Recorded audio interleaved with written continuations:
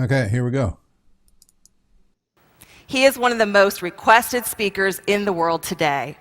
Please join me in welcoming Jim Carroll. Good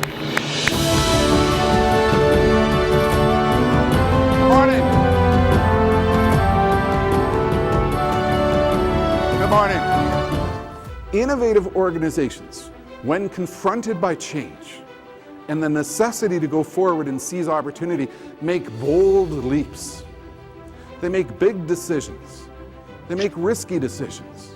They challenge themselves to do things differently every single day. There are no barriers to change. There's only our resistance to change. And that's why we need to think about innovation. That's why we need to think about doing things differently. That's why we have to confront the stop signs that we put in front of ourselves that can prevent us from achieving greatness. We're here today, and the world is going over there tomorrow really fast. And we have to change in order to keep up with high velocity change in the economy. How do we scale faster? How do we act faster? How do we innovate faster when faster is the new fast? When we are in the midst of a high velocity economy, how do we do things differently? I think some of us, we develop an organizational sclerosis, that clogs up our ability to confront and deal with change. In every single organization in the world, there are people who wake up in the morning, and the very first thought that comes to their mind when they wake up is, what am I going to do today to kill great ideas? What's the worst phrase we use in the world of business almost every single day? Somebody has a great idea and somebody at a meeting comes back and says, well, no, you can't do that because we've always done it this way. Realize that the world around you is changing faster than ever before. And you can look at it with fear, or you can look at it as an opportunity. We have to take risks in order to get ahead.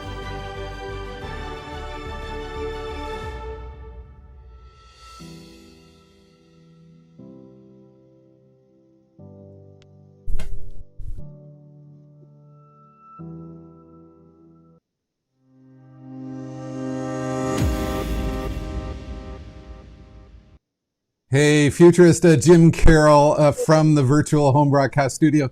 And I want to talk about reinvention. And you know that my theme for a long time has been that the future belongs to those who are fast. And I actually found myself over a 25-year career appearing on some absolutely fantastic stages in Las Vegas, in Phoenix, in Palm Springs, in Morocco, in Tokyo, and Muscat, Oman, and Dubai. The thing is, many of these events, I always had the pinch me moments before I would go on stage, and I would film a little clip talking about the awesome production that was put in place.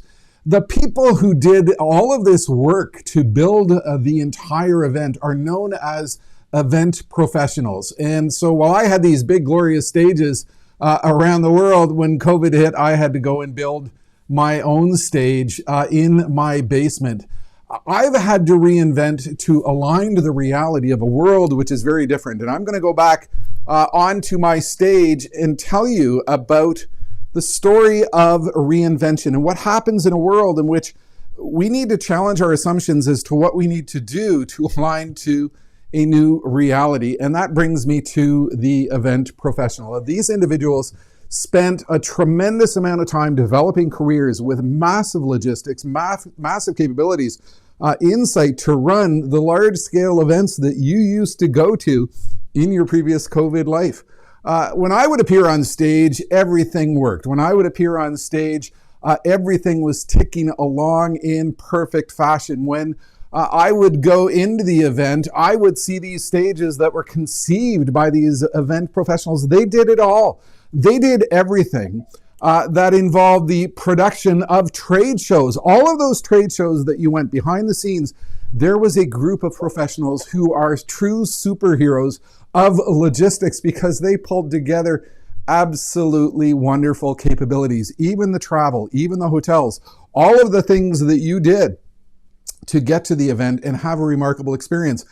That was all part of what this profession has done. And when COVID came along, they too were impacted by the dramatic change that happened because obviously conferences, events, meetings around the world, they shut down, they stopped. And suddenly you had an entire group of people whose universe had shifted. And just like me, these folks went through what I call the 7 stages of economic grief. This is like what happens with bereavement. When COVID hit, many of us were in the shock phase. We were in the denial phase. I decided after about a day I was going to get to the acceptance stage, and I began focusing on what I could do to do better than these Zoom productions which were being sent out there, because I realized that I was going to be stuck in this very unique world for quite some time to come. I started putting together a very sophisticated broadcast studio to virtualize my leadership insight and take it to the world in a different fashion, knowing that people were going to consume it via iPhones, via iPads, via their computers, anywhere at any time. The thing about the media industry is it's been really, really interesting. Look, the other day I actually built myself a spaceship because I had a news interview and I thought, what the heck, I'm going to do it inside a spaceship. That brings me to Beth Cooper-Zobott. She's a media professional, and one day I saw a post that she had on Facebook which talked about the reality of her reinvention and the enthusiasm that she was bringing to her role. Look at that smile. That defines optimism. That defines where we can go in our future if we are of the right mindset. And when I read her post, it was actually quite remarkable because she, like many in her field, was busy finding a new career, finding new responsibilities, finding new opportunities. She refused to stand still. And we're going to talk to Beth shortly about the reinvention process that she went through to get her there. It was actually based upon an article that she saw on another media professional site that was titled "Normal is Overrated for Now." And I want you to read the words that Beth wrote when she had this very excited Facebook and LinkedIn message that announced her new position. "I'm looking forward to stretching my comfort zone, learning from others, and operating from a growth mindset instead of looking back to what I was previously doing in my career." And here's the thing, what I've discovered in this industry, there's a lot of event professionals who are of the mindset, I just wish we could go back to where we were. I just wish we could go back to organizing these big Las Vegas events. We know we're going to be in this space for quite some time to come. And that's where Beth's mindset that I've got to reinvent myself for a very different future is absolutely critical. The article that she was referring to is a very powerful read. And when I blog this, I'm going to put up a link to it. It included the comment, for example, you cannot find your way forward if you are constantly looking backward. It made the reference that the stress of clinging to a past normal will break you. If you spend too much time thinking about where you've been rather than where you can go, you're not in the right headspace. And so when I read Beth's comments, this appealed to me because everything I've talked about revolves around optimism. I've taken a lot of my stage presentations over the years and I've wrapped optimism quotes around them. Never underestimate the ability of those around you to try to destroy your optimism. There are few commodities in the world more precious right now than hope and optimism. When COVID hit, I ran down to my broadcast studio and I put out, this quote, "Life is 98% capitalizing on your optimism and just 2% managing your brief moments of panic." Everything I do involves the concept of what do we do to align ourselves to opportunity, and that's where we'll catch up with Beth. I brought her in via my green screen studio, and the real fun thing is about 2 minutes before we went live, my microphone lavalier battery died for the second time. I've gone to plan B. This is what event planners do. What's a good stage presentation without a small bit of challenge at the start? Welcome, Beth. Thanks, Jim. So glad to be here. Tell me about optimism. How does this define you? How does optimism define what you do and how you think? Well, being a professional meeting and event planner, I think we're natural born optimists. We have to be. There's so much that's out of our control at a meeting or an event. Anything could happen. We become so used to being able to spin any kind of situation. An elephant crashes your ballroom. Hey, it's a team building. We can do anything. So when COVID hit, I had been with my company for 22 years. And, was in a really good place, creating super events for our customers, our internal stakeholders. And then all of a sudden, like you said, everything was shut down. So I was able to pivot for a while within my organization, doing other things that I was good at. But eventually my company decided that, yeah, we don't need a meeting and event planner because we're just not holding meetings and events. So after 22 years, on the exact 22nd anniversary of my hiring date, my position was eliminated and I was gone. I have to say it struck my ego a little bit. I felt a little resentful. I felt sad for all the, people that I was leaving. That lasted about a week. And then I just realized, you know what? Let's get moving. Let's start doing things that are going to make me marketable, make me relevant, and keep me connected with all the people in our great industry. So that's exactly what I did. Signed up for classes, started networking with my peers, really started getting into LinkedIn and Facebook and expanding my networking capabilities, because I came to realize I'm not the only one in this situation. There's nothing to be ashamed of. This happened to me, but it's only going to be me who's able to get out of this situation. And that's just the mindset I took. So how long do you think you were in the those early stages of the 7 stages of economic grief? Like a week or two? Did you? Yeah, a few weeks, because I found out on January 1st and then was doing all the, closing up of business, transferring computer files, all that kind of junk back to my company. So that took 2 weeks. And then June 15th, it was gone. And in fact, on June 15th, I started a class through the event leadership called Virtual Event and Meeting Management with Brant Kruger. That introduced me to a cohort group of 400 people who were all learning about virtual events and how the industry was going to evolve. So that provided me with great up-to-the-minute education, a great networking group that I could bounce ideas off of, that I could connect with, that I could learn from. And that really gave my day structure, because I was able to take classes, network with people, get great ideas from them, go to the live class, and that really helped me out and kept me focused. So reinvention to you wasn't just the optimism, which came through in that original LinkedIn post. And when I read that, I was like, whoa, this is it right here. But it's also reskilling, new knowledge. If I'm going to reinvent myself, not only do I have to have the optimism to get there, but I'm going to educate. I'm going to learn what I don't know. And then I'm going to explore, different career, different mindset, different opportunities. Were you one of these event planners that was sort of clinging to the mindset, though, that, look, we're going to be back to Vegas soon. We're going to be meeting in person soon. Or did you sort of decide early on that, wow, this is bigger than I thought, and we've really aligned to the reality of this? Yeah, I kind of think that that virtual and hybrid are never going to go away.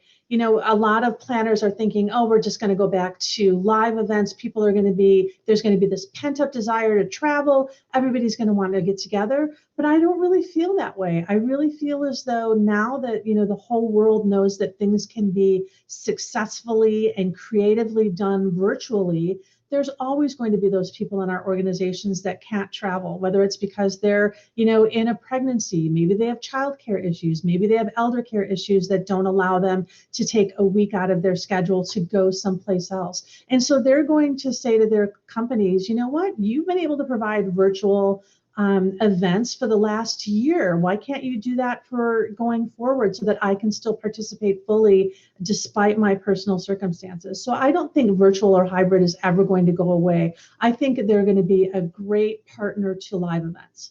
Do you worry about some of your peers still in the industry? Do you see some folks who are sort of stuck in that anger and denial and depression, bargaining, not really getting to that acceptance phase, and therefore they're not really inventing for the future? They're sort of stuck in where they were yesterday? Yeah, but I feel like we need to approach our colleagues with grace. Everybody's walking in a different mindset. Everybody's got a different educational background, a different work background. Some people might be thinking and praying that live events come back because that's what they know. Maybe we just need to give them a little bit more time. There's always a group of people who are early adopters. And, that they're just, jumping in gung-ho, kind of being trailblazers, and everybody follows in their wake. So I really feel like we need to offer some grace to those people that still might be thinking, I want to stick with what I know. Maybe they don't have the resources to, jump into classes or do a totally different career shift. So let's help them along. Let's help them see that virtual and hybrid isn't as scary as they might think it is. And those of us who are a little bit more trained in that area, let's bring them along so that we can keep our industry whole. So tell me about the industry buzz, though. As I see it, the industry buzz is, there's a lot of articles about, just put a lot of buckets of hand sanitizer about. We'll get back. And I'm not seeing a lot of discussion of how do you do great virtual? How do you design great virtual sets? How do you design an event that isn't one of these sort of Second Life-ish 2008 style set that Joan saw and Dan Parks and I did in Virtualis, 12 years ago. How do we move the industry forward in terms of the concept of reinvention? What's going wrong, and what does the industry need to do? Yeah, well, a great point about that. But I really think that the skills that meeting and event planners already have from live events will do them, will stand them in good stead going forward, because the same qualities are needed. You need creativity to do a virtual event so that it's not just something that, everybody shows up for, nobody's engaged in. Engagement is key. Everybody used to say content was key, but content is a dime a dozen right now. You've got to do stuff more with the attitude of like a TV show rather than a stage play. You've got to keep things moving. You've got to ask people, polling questions. You need to get them involved in networking. You need to provide great visuals. You need to provide content, of course, but how do you keep them in front of their screen? How do you keep them not distracted from their kids who are schooling at home, or UPS showing up at the door, or their dog barking, or the 10,000 other things that are grabbing their attention? So engagement is key, and part of that is going out to your participants and saying, what is going to draw you to this? What is going to keep your attention? What do you want to focus on, rather than just assuming what your meeting participants want? Yeah, before COVID hit, I would talk at a lot of retail conferences, and I'd make the observation that studies have shown the typical goldfish has a longer attention span than a human. Our attention spans were already collapsing before COVID. And on stage, I had to adjust my style with that Pink Floyd song, Short, Sharp Shocks of Insight, because it was changing. So I was already introducing a lot of text message polling and stuff. And there is a lot of very nifty tools in virtual. So actually, if anybody is watching right now live on LinkedIn or Facebook, you could actually leave a comment. And with the infrastructure I'm using, I might be able to actually see it show up here, and I can add it to the broadcast. I mean, the thing is, I think part of the challenge that has emerged here, and look at that, there we have Gloria Nelson has come right in. Part of the challenge here, and Gloria and I go way back to the days of Virtualis in 2008, people don't understand the realm of the possibility. I remember seeing one event planner who had this massive post on LinkedIn back in about May saying, okay, look, I hate virtual. Virtual sucks. These Zoom calls suck. It's awful. I can't wait till we go back. And that was something I posted in some of the Facebook groups in which you and I hang out in. And I think that to me was sort of an admission of defeat. That was an admission that we weren't really spending time to understand the realm of what's possible. What have you learned in your new role, in your new education, and your new skills in terms of the realm of the possible? Gloria, thank you for your comment. If there's others out there, just type something into the comment box and we'll bring it into the conversation.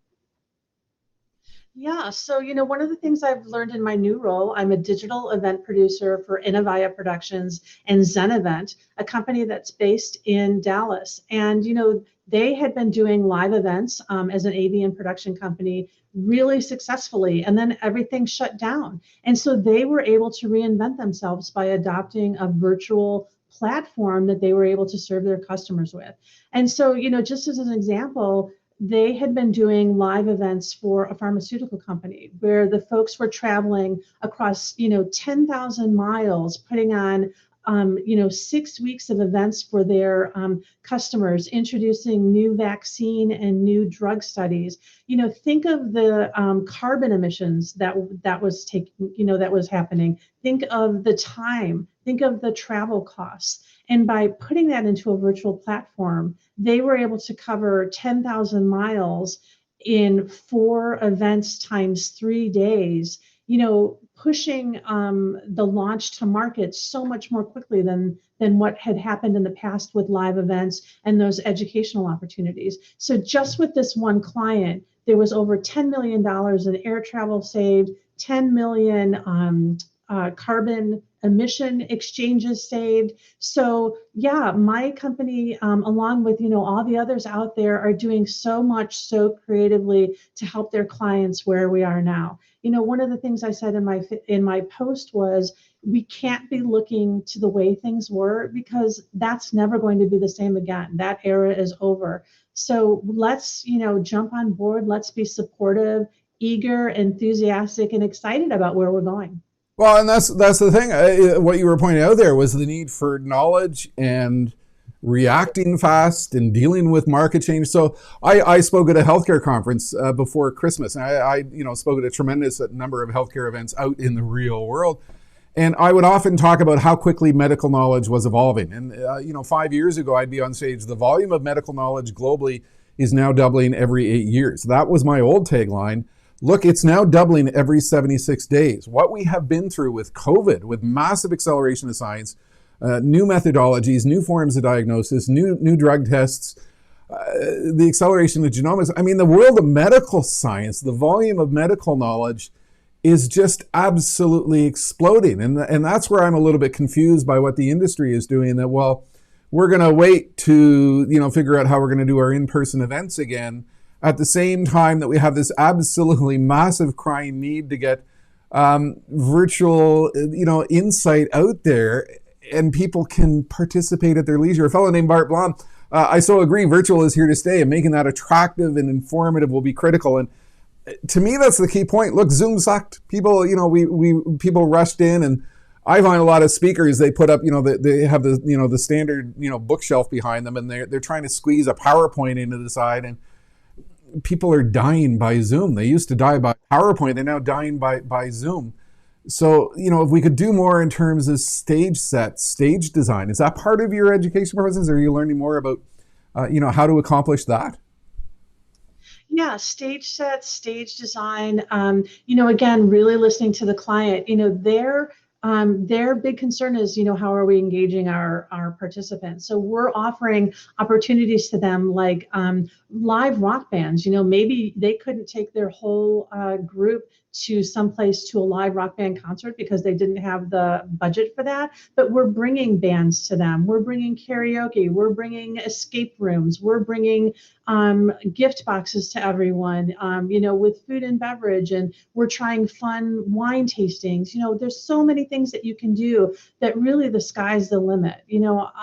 One other place that I've really gotten a lot of good information from is a gentleman whose name is Alex Lindsay. He's got a daily 2-hour talk session with people in AV and production, just to kind of talk shop, and anybody can tune in, listen to him, ask questions. And that generosity of spirit right now, I think, is amazing. Our industry is so generous with its knowledge, so generous with its experience, and there's a lot of stuff that we can grab onto and learn from.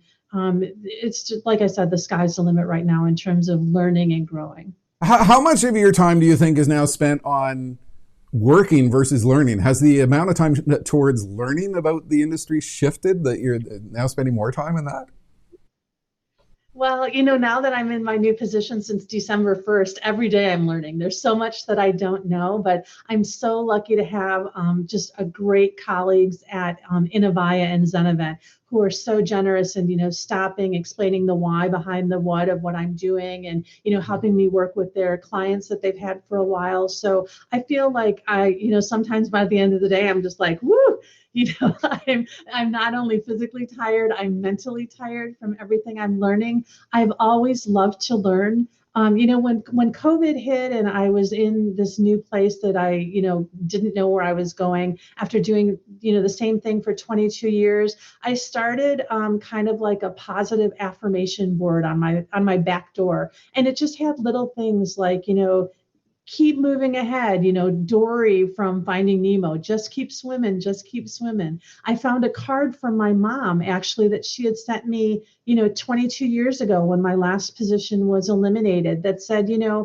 anytime that this has happened to you, you've always landed in a good place. So just trust that the same thing is going to happen this time. So I took that card, I put it on my desk, and it really helped me keep my spirits up. My husband was just incredibly supportive, just telling me, you know what, you're going to do fine. You have great experience. You have a great education. You have a great network. You're just going to do fine. And that kind of support was just invaluable to me.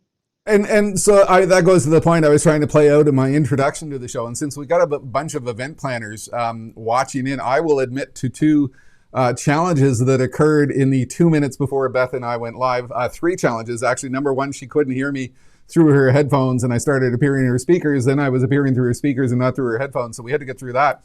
Number two, my lavalier mic pack, the battery died. I had it charging all morning, so guess what? I got to get a second lavalier.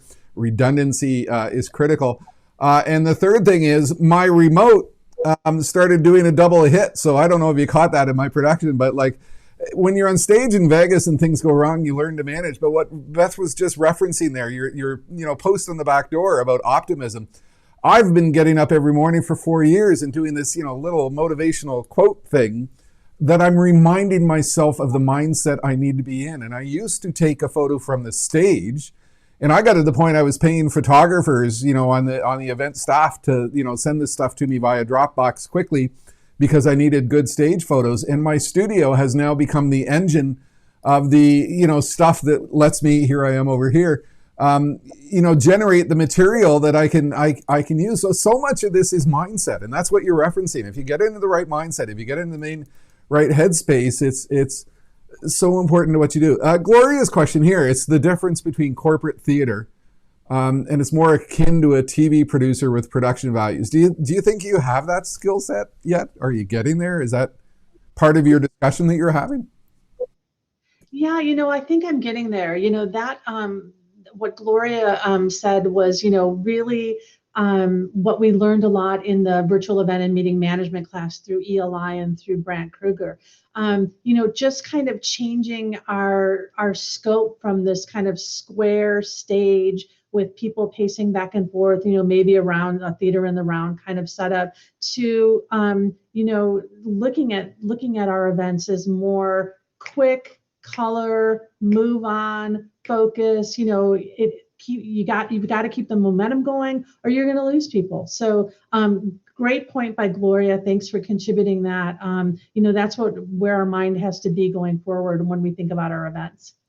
Let's talk about technology. And I'm going to make the screen go blank here for a moment while I pull in a different camera source. I'm firing up my iPhone here to give you, because I'm making this up now as I go. We're a half hour in, it's all working.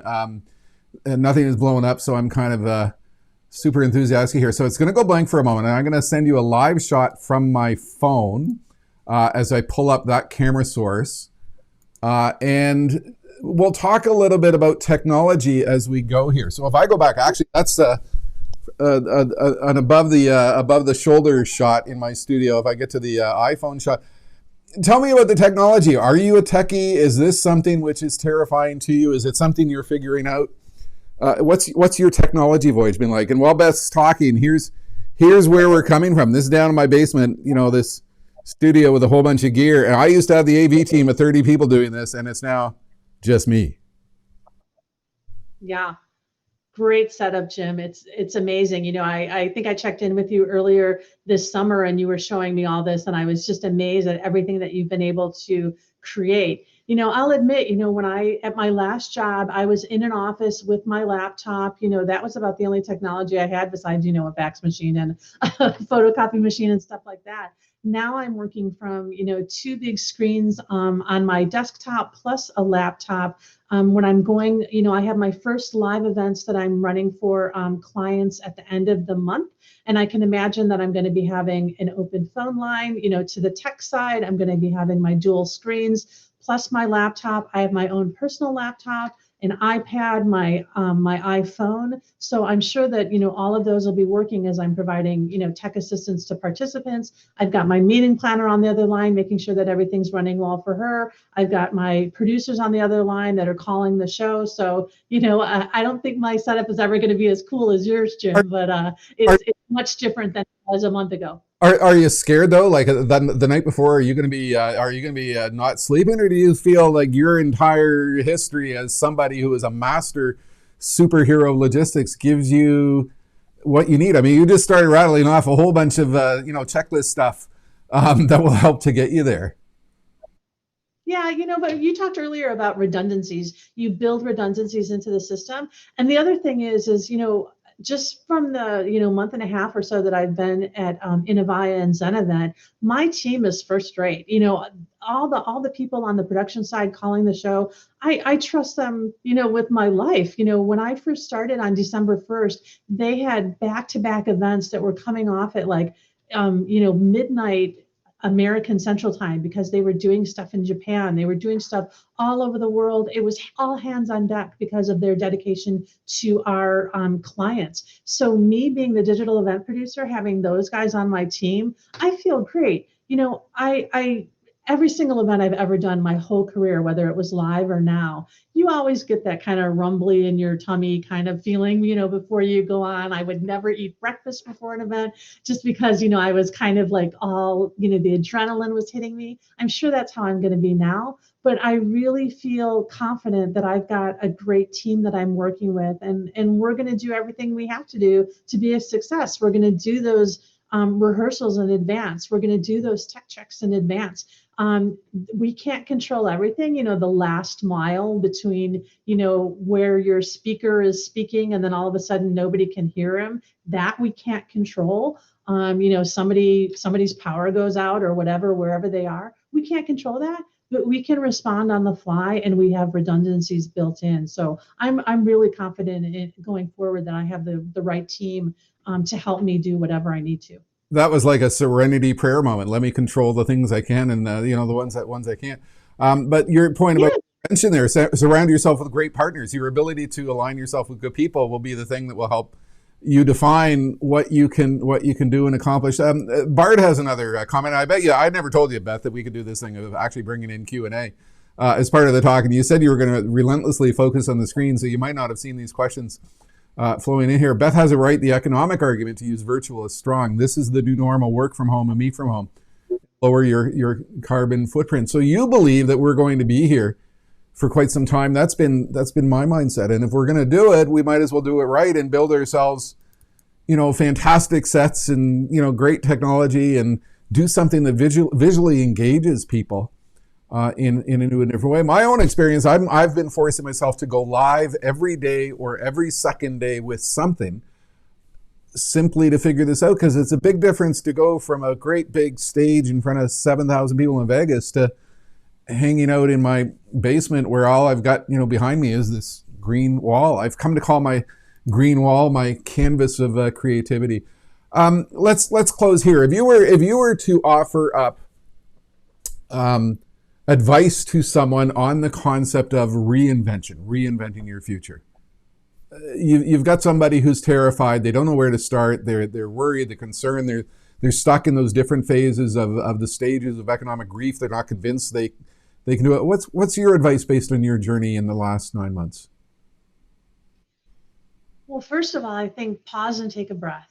And then start realizing for myself that I needed to learn. There was so much I didn't know. I didn't know what other careers were out there. I didn't know what would align with my skill set. Start listening to other people, start reading, start being open to others. A lot of people had good, thoughtful suggestions for, they looked at me and what they knew of me. They knew my strengths and said, you might consider X, you might consider Y, you might consider Z. I knew that I wanted to stay in the hospitality industry because it really aligns with my values and my skill set. And I just knew that I couldn't keep doing what I had been doing previously. So being able to move into being a digital event producer for Zenevent and Innovaya Productions has felt like such a gift. I'm learning so much every day. I'm keeping up with where our industry is going. And I just feel like if I can offer, any kind of coaching or counseling to anyone else, I'd like to pay it forward. So many people were generous with their time. They showed such generosity of spirit toward me. I'd like to do the same for others. Yeah, and that's the thing. I think we're all realizing that we're all in this together. Is the event industry has a whole bunch of different people, a whole bunch of different moving parts. I've come to appreciate with a variety of virtual keynotes I've been doing the role of the event producer, because I mean I just came off, for example, a 3-day agricultural conference. So they actually did 3 days, 100th anniversary for a company, and I spent a lot of time with probably had 4 AV checks with the event team. And it is critical when you think of all the moving parts that were in a Las Vegas event, and then you think of all the moving parts and how distributed it is in this world. Just a massive change. So look, it goes back to the point that when I saw your original point, that you put up on Facebook, the enthusiasm, the smile, the optimism that was within this message, to me, that just said, that's it right there. That defines what we need to do, the pathway that we need to be thinking about it when we go to, go into the future. And this is the type of stuff that we need to share going forward. So Beth, this has been absolutely fantastic. Huge amount of fun in the 2 pre-minutes before we went live here, but that's all part of who we are and what we do. And the key thing is organizations are in a situation in which learning is what most adults will do for a living in the 21st century. And I think that's what you do, that's what I do, that's what the whole event industry does. And I think that's where we need to shift the discussion. We need to shift it to that, and away from the discussion of how do we put buckets of hand sanitizer around conference halls. So any closing thoughts you want to offer out? I just want to say thank you, Jim, for all that you've done for our industry. You responded on the fly. You started, changing your operation. You started changing what you were doing, and you've given our industry such a gift by being a model of what we can do in order to reinvent ourselves. So I just wanted to thank you for that, and also thank you for having me. Yeah, and I'll just close. I mean, I wrote a column in Successful Meetings. You and I both wrote for Successful Meetings along the way. I wrote a column in 2002. Right after 9/11 called Get Real. And you remember the buzz then that was we were all going to stop going to meetings, we're all going to go virtual. And I said, it's not going to happen because at the end of the day, people need to get together. People still need to get together, but this virtual thing there's no doubt it's going to play a massive role as we continue to go forward. So Beth, this was fantastic. For everybody watching, we're doing our big lunch hour walk here shortly. It will be up and will live on Facebook and Twitter and YouTube and LinkedIn. But I'm also going to blog it and put it in a blog post, and you can access it there. So Beth, thank you very much for the time. Huge amount of fun, a very powerful insight, and your optimism is absolutely wonderful. Your smile, I think defines our future. So thank you to everyone for tuning in. Thank you. Thank you.